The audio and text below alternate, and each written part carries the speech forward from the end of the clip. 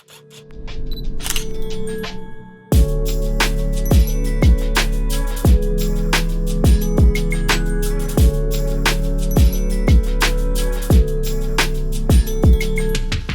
everyone, it's Luke here and welcome back to another video. Today I'm once again joined by my Golf R.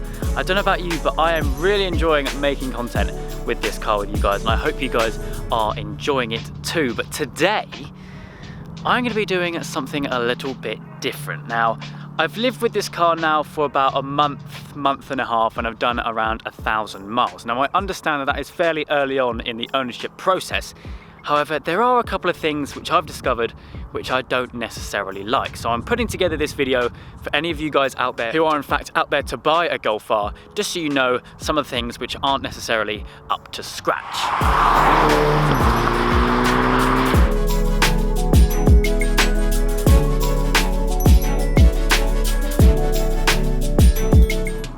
Now, I fully understand that hate is a very strong word. However, some of these things really are quite annoying, and there really isn't that much that we can do about that. Now, the first thing is the back.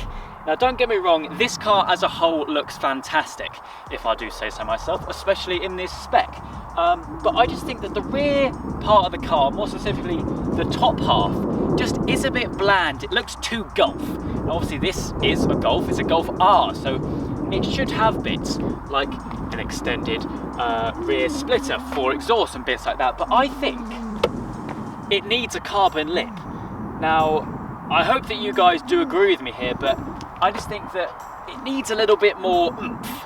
Like, you look at the back of an A45 with the aero kit, it has this massive, in some cases, carbon spoiler. Now this, it does have an ever so slight lip, but nothing major. It needs to stand out a little bit more. So hopefully somewhere down the line I'll be doing something about that. But yeah, that really does grind my gears. Now, annoyingly, the standard Golf features don't stop there. As soon as you get in the car, the picture that greets you is a standard Golf. Now, I do not know why that is the case. In fact, that is the first thing I noticed as soon as I got in the car when I bought it.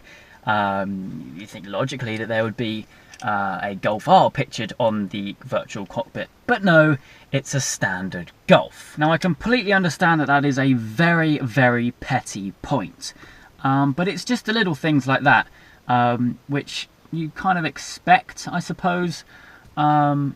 It's just a little bit funny, really. It'll be interesting to see if the standard Golf has a Golf R on the virtual cockpit, but slightly strange on that, but one that I literally noticed straight away.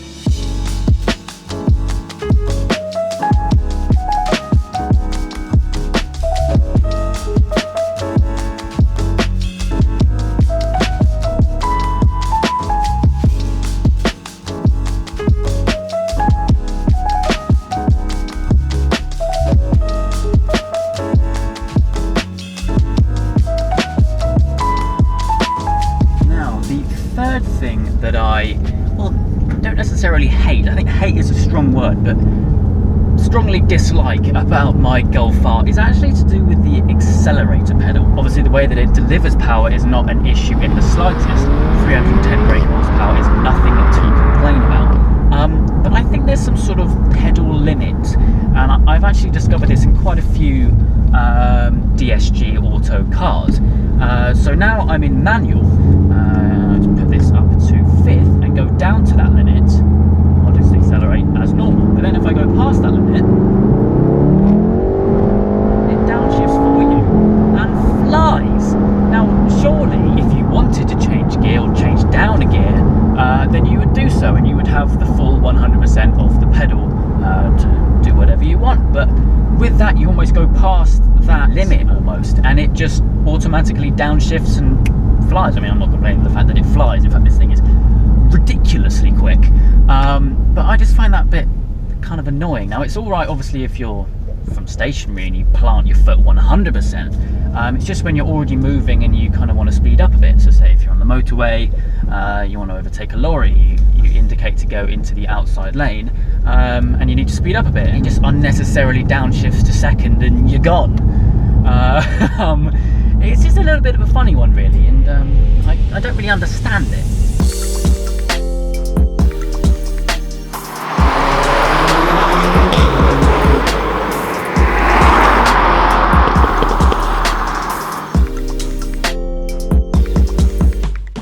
Now, funnily enough, whilst on the subject of pedals, the brake pedal is also slightly annoying, or the brake pressures, especially when you're in traffic. Now, I discovered this fault, or not fault, kind of annoyance when I was in London last weekend with the car, which was a great weekend. I'll leave the link to the video I made up in the top right hand corner now. But I found that when in traffic, obviously London is no shortage of traffic, I found that the brake pedal, it was very difficult to drive smoothly in traffic, especially say if you're at crawling pace now and you go to brake and it's everything or nothing. So you're kind of not really slowing down, and then it's everything, and you don't change the way that you move your foot or anything. It's really funny. It might be the fact that it's just quite a jumpy DSG, the fact that you don't have to apply an accelerator in order for the car to move. You just have to let your foot off the brake and it decides to move. But I just found it, like, even then, it's just a bit jolty. Now don't get me wrong, the car as a whole is very smooth, but just I noticed that whilst in traffic, and it was noticeable, if that makes sense.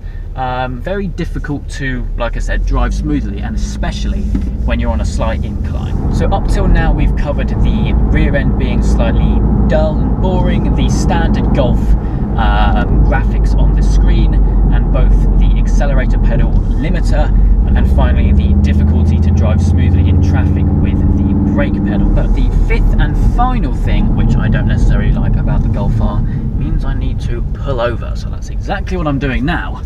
And we need to hop out and take a look at this.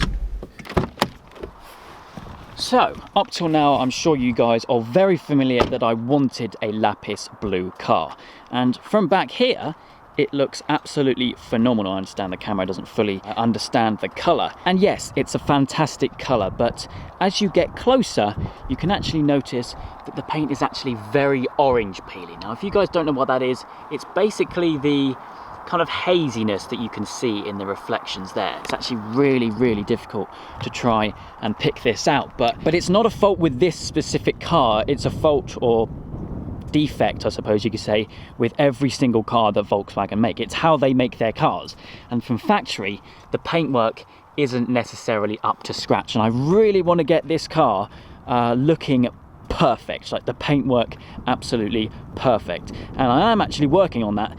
My good friend Jake from First Choice Detailing will be detailing the car soon, but I thought I would mention this because the paintwork from factory is not up to standard. Like I said, it's really difficult to picture it on camera, but I don't know if you can see in that reflection, it's just not a true reflection. It's not a mirror finish, and it's just a bit frustrating really, because the lapis blue paint is absolutely phenomenal. It changes so much in the light. It can be dark and almost flat in the shadows, and then you get it in direct sunlight. Obviously not exactly today, but it turns into a very bright blue, and I just absolutely love it. I was accepting no other option when purchasing a Golf R, but that paintwork really did let it down.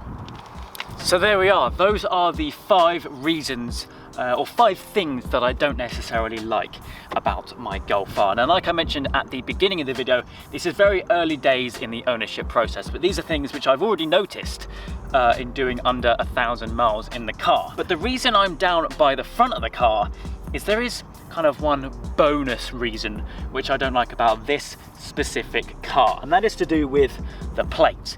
Now, from factory, from new, this car had a very garish plate mount, which the original 18 plate was sat on, and obviously with the cut down plates I didn't want that fitted, so obviously I took it off, and it's left these massive holes in the bumper. Now, from far away you don't really notice it, in all fairness, but as soon as you come up close, all you see is 4 very big holes in my bumper. Now, the reason I'm including this in the video is because if any of you guys know or can fix this damage, well, I wouldn't say damage, these holes, these massive flipping holes in the front of my car, then please do let me know. You guys know where to contact me, Instagram, in the comments, wherever, because I'm very keen to get this sorted, because it's one thing which really does annoy me with this car, if that makes sense. But yeah, that's a thing. I'm sure you guys have noticed it in the videos so far, but I thought I'd mention it because I'm really keen to get it fixed. There we are then, the 5 things I hate about my car. Now, like I've mentioned numerous times in this video, hate is a very strong word. I wouldn't say necessarily that I hate anything, but there are for sure some things in there which I don't necessarily like. Now, I hope you guys have found this video informative for any of you guys out there looking to buy a Golf R. My immediate response would be, do it. You will not regret it. But I thought I'd make this video just to make you guys aware of some of the things which I've noticed about the Golf R, more specifically the Mark 7.5. But anyway, I need to head on inside the car now, whack the heated seat on because I am absolutely frozen. It's so cold today, so I'm going to end the video here. I hope you guys have enjoyed. If you have, please do make sure you leave a like and make sure you subscribe for all the adventures still to come.